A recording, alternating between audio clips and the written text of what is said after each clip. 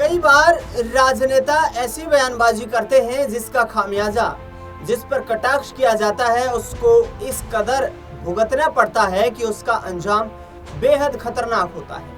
कुछ ऐसा ही हो रहा है हरियाणा की राजनीति में। हरियाणा से राज्यसभा के निर्दलीय सांसद बने कार्तिक शर्मा ने किरण चौधरी को लेकर, कुलदीप बिश्नोई को लेकर एक ऐसा ही बयान दिया था, जिसमें उन्होंने सीधे तौर पर कहा कि मुझे 29 वोट मिलने थे लेकिन मुझे 2 वोट अधिक मिले, यानी कि 2 वोट कांग्रेस पार्टी के विधायकों ने मुझे दिए और जिसके चलते मैं राज्यसभा का सांसद बन गया। अब ये सवाल था कि आखिरकार भाई आपने 2 वोट किसके लिए? तो उनमें नाम आया किरण चौधरी का, नाम आया कुलदीप बिश्नोई का।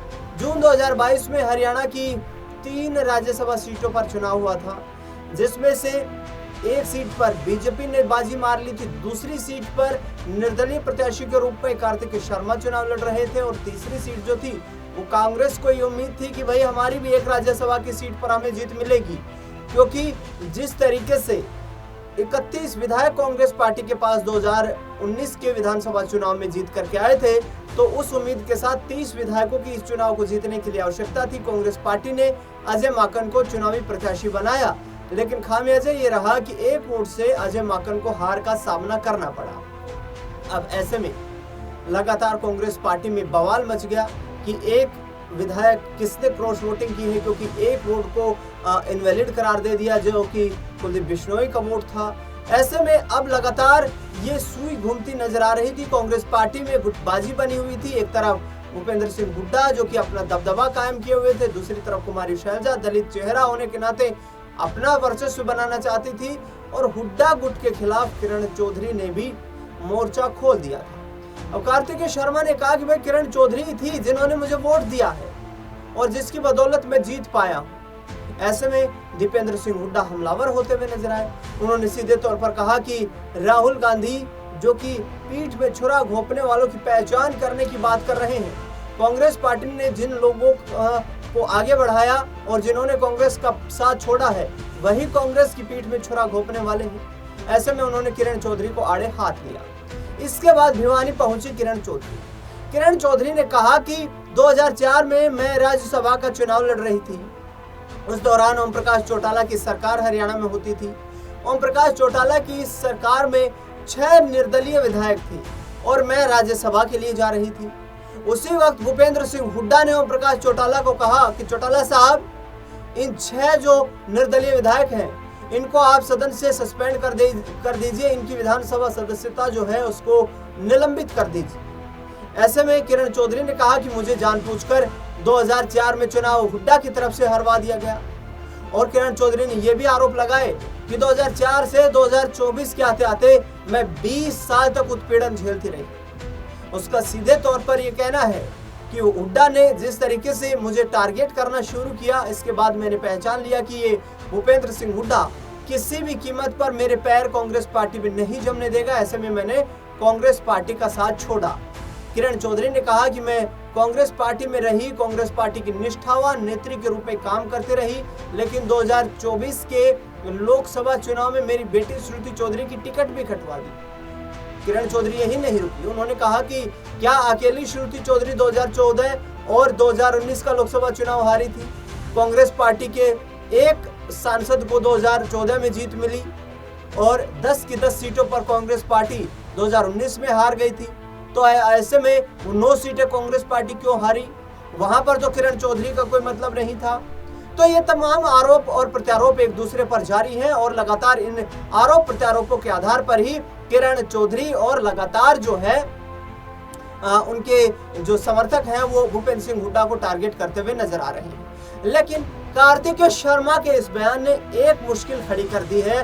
वो मुश्किल है यहाँ पर किरण चौधरी की विश्वसनीयता की, कि कांग्रेस पार्टी में रहकर यदि किरण चौधरी ऐसा कर सकती है तो फिर भारतीय जनता पार्टी में रहकर ऐसा क्यों नहीं? क्योंकि दीपेंद्र हुड्डा का तो सीधे तौर पर कहना है कि सत्ता आती है, सत्ता चली जाती है, सरकारें बनती हैं, बिगड़ती हैं और एक बार आपको विपक्ष में बैठने का मौका मिलता है, एक बार सत्ता पक्ष में आप होते हैं, लेकिन पार्टी के प्रति, विचारधारा के प्रति निष्ठावान होना कहीं ना कहीं किसी भी राजनेता के लिए बहुत जरूरी है। ऐसे में आपको बता दें कि अब भारतीय जनता पार्टी में यहाँ पर खलबली मचा दी है कार्तिक शर्मा के इस बयान ने, क्योंकि बीजेपी से विधायक हैं कौन, किरण चौधरी की बेटी श्रुति चौधरी, जो कि हरियाणा विधानसभा में सदस्य हैं और हरियाणा सरकार में कैबिनेट मंत्री हैं। उन्होंने सीधे तौर पर अब किरण चौधरी की बेटी जो श्रुति चौधरी है उसको लेकर भी कहा है कि उनकी विश्वसनीयता पर भी सवाल खड़े हो रहे हैं। क्या वे कार्यकाल को पूरा कर पाएंगी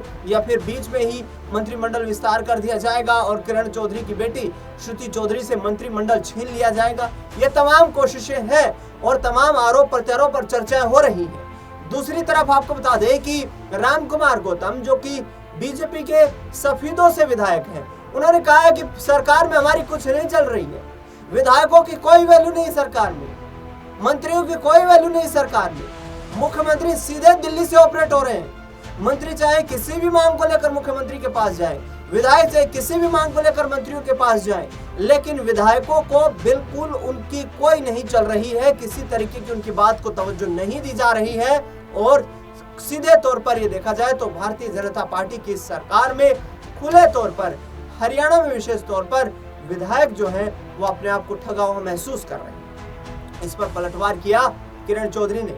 किरण चौधरी ने कहा कि कौन रामकुमार गौतम, अच्छा वो हमारी पार्टी में आए हैं अभी, यानी कि बीजेपी में शामिल हुए हैं जननायक जनता पार्टी को छोड़कर। मुझे नहीं पता उनकी चलती है नहीं चलती, मेरी खूब चल रही है। अब रामकुमार गौतम पर दिए गए इस बयान के बाद रामकुमार गौतम भी जाहिर तौर पर उसका पलटवार करेंगे, क्योंकि रामकुमार गौतम अपने बेबाक अंदाज को लेकर जाने जाते रहे हैं।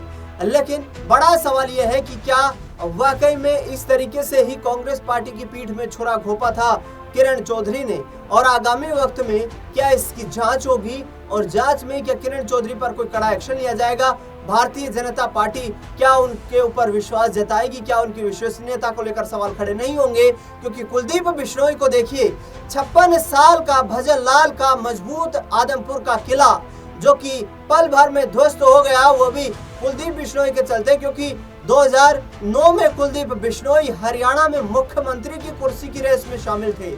हरियाणा में किंग मेकर थे 2009 में कुलदीप बिश्नोई, लेकिन 2019 के 2024 के आते आते कुलदीप बिश्नोई का हश्र ये हुआ कि आज एक विधानसभा सीट पर जीत दर्ज भी उनकी परिवार की साख की लड़ाई के चलते भी वो नहीं कर पाए।